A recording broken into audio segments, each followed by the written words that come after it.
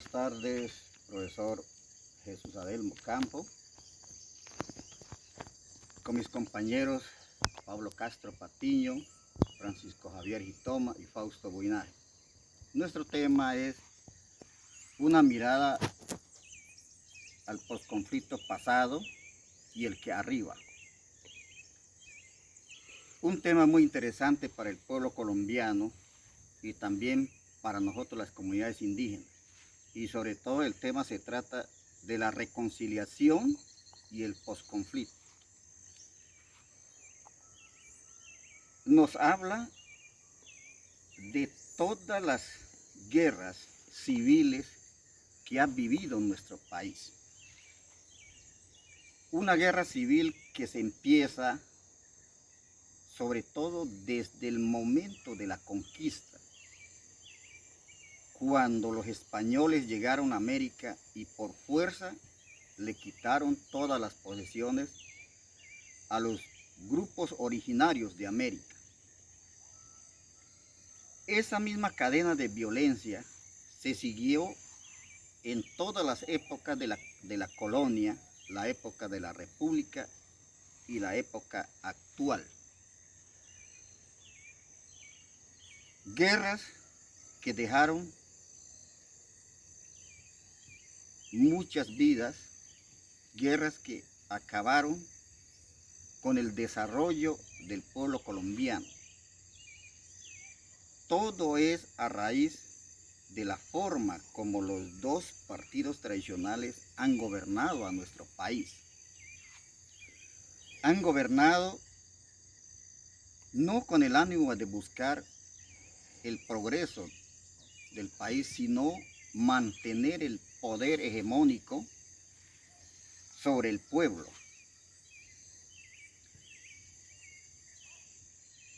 Ese conflicto viene sobre todo en las ideologías que vienen de Europa, sobre todo de las guerras mundiales que ha padecido el mundo y que los bloques de dominio que en ese momento era la Unión Soviética y Estados Unidos, tenía sus ideologías, ideología socialista, ideología capitalista.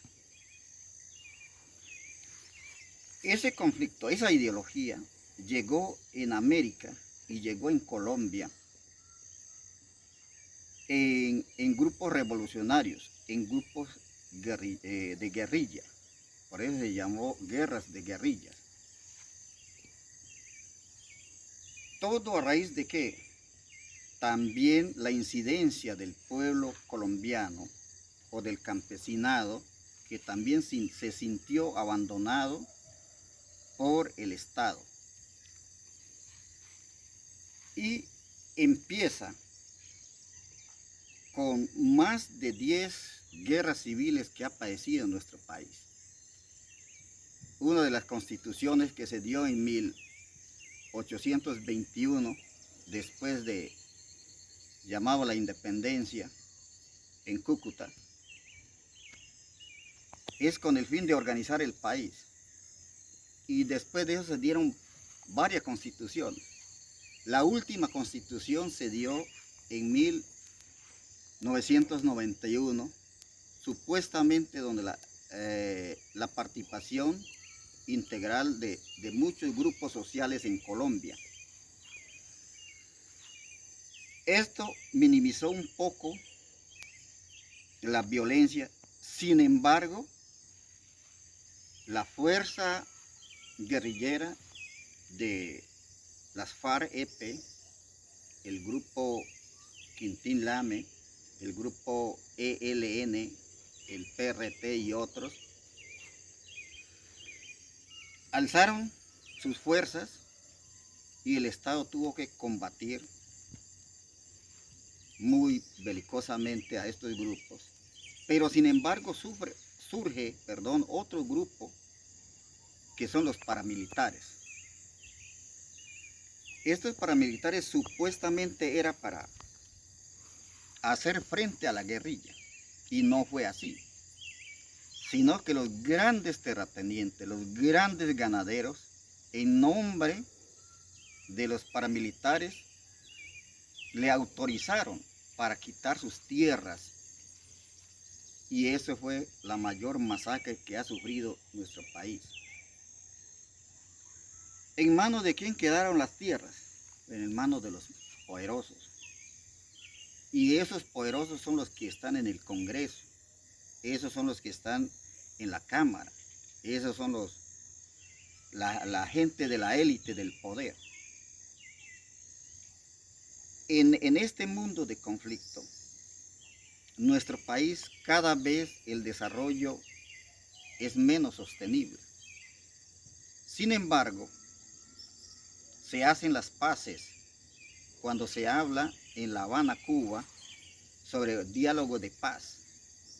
Y se logra. Y se logra en el gobierno de Juan Manuel Santos cuando se firman los acuerdos de paz. Sin embargo, muchos jefes guerrilleros, por lo que se denomina el JEC, aceptaron. Sin embargo, en vez de permanecer en el Congreso, regresaron de nuevo a las montañas. Y es en este momento que son los disidentes. ¿En qué trabajan? ¿O cuál es el factor económico? El narcotráfico. Quizás uno dirá, pero ¿por qué sigue el narcotráfico?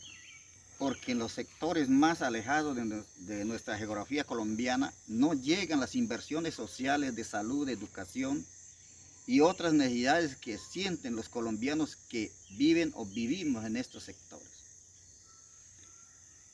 De la misma forma, ese conflicto, cuando en el gobierno, por decir, de Rafael Reyes, en comienzo de 1900, aquí en La Chorrera, concretamente en el resguardo Frío Putumayo, viene un poderoso del Perú, Julio César Arana, y se apodera del territorio colombiano, generando también con la explotación del caucho otro genocidio donde se perdieron más de 40,000 vidas indígenas, y de esos hoy las raíces que quedamos estamos intentando resurgir de nuevo, pero no para vivir ya en conflicto, sino buscar la reconciliación, porque no podemos vivir de guerras en guerras. Colombia necesita la reconciliación. Y para la reconciliación tenemos que, desde el estudio, desde la educación, tenemos que pensar en la cultura de paz. ¿Cómo hacer cultura de paz? Es la gran pregunta. Una de las cosas es atendiendo la educación. Otra de las cosas es atendiendo la cuestión económica, las vías de comunicaciones.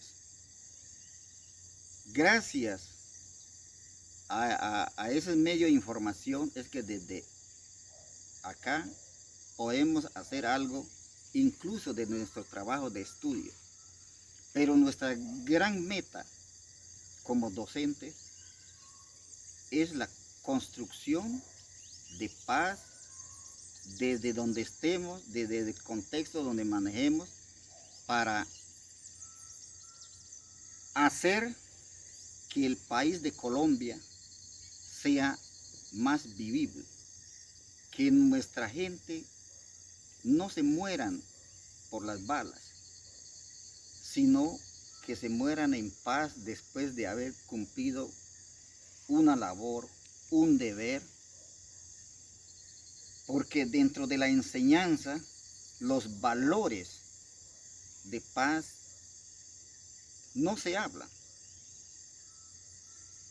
Ese valor, ese concepto de paz es lo que se debe infundir en cada uno de los colombianos de bien, para que nuestro país poco a poco gane confianza y como colombianos podamos vivir en paz, podamos progresar en paz, podamos viajar en paz podamos hacer muchas cosas por nuestro país en paz.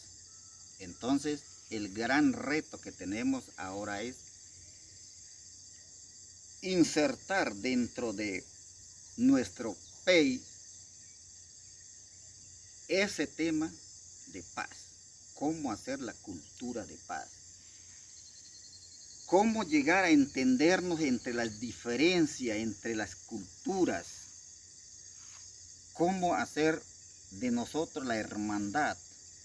Cómo hacer de nosotros hijos de la misma madre tierra. Y cómo hacer de nosotros un país que después de muchos siglos o después de muchos años podamos decir, hemos vencido la guerra y hemos ganado la paz. Esa es nuestra apuesta dentro de nuestros trabajos y a eso le vamos a apostar hasta que el Creador nos diga, han cumplido o hemos cumplido. Muchas gracias.